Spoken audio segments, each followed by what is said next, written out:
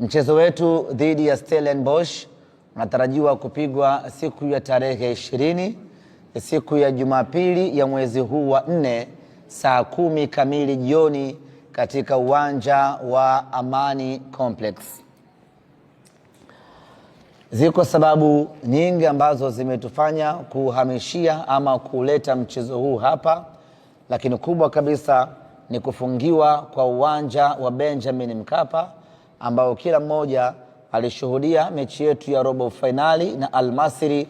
Hali ya uwanja haikuwa yenye kuridhisha sana, na hivyo basi mamlaka zikaufungia uwanja huo, na option iliyobaki kwa Simba ni kuja katika uwanja wa New Amani Complex, ambapo uwanja huu umekidhi vigezo vya CAF na ndio uwanja ambao Simba Sports Club tumeona ni sehemu salama sana kuja kucheza mchezo huu, na tukiamini ya kwamba tutapata kile ambacho tunakitaraji kwa sababu ya ubora wa uwanja wenyewe.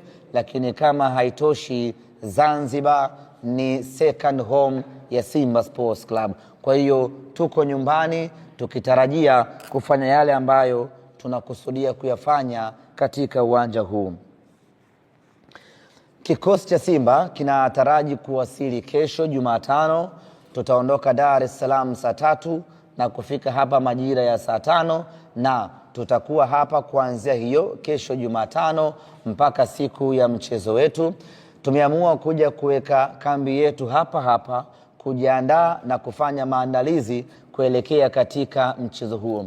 Tulionelea tuje hapa mapema ili wachezaji waanze kabisa kuzoea kila kitu kinachohusiana na Zanzibar, ili ikifika siku ya mchezo wachezaji wawe familia kabisa na mazingira ambayo tunakwenda kukutana nayo siku ya tarehe 20.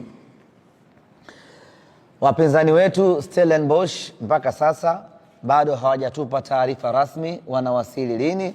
Kwa hiyo tunasubiri kusikia kwao kama watakuja moja kwa moja hapa Zanzibar ama watapitia Dar na kuja huku. Tukishapata taarifa yao tutakuja kuwajulisha ili ratiba nyingine ziendelee. Simba Sports Club tunacheza nusu fainali ya kombe la shirikisho barani Afrika baada ya miaka mingi sana kupita.